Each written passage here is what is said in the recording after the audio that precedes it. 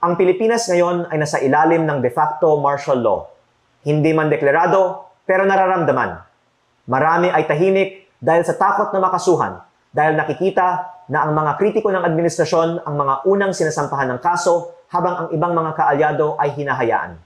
Dahil dito, ang ibang mga batas ay inaaprubahan ng walang debate at may mga bilyon-bilyon pisong mga budget na hindi kinakwestiyon. Kasama dito ang mga pambayad para sa ibang mga media at social media personalities at mga troll farms na nagpapalaganap ng fake news at umaatake sa mga kritiko ng administrasyon. Ganito din sa panahon ng martial law ni dating Presidente Ferdinand Marcos Sr. Ngunit maraming mga miyembro ng oposisyon, civil society at pribadong sektor ay lumaban sa diktatura. Kahit maraming ikinulong, umalis ng bansa at ginipit ang negosyo, hindi sila sumuko.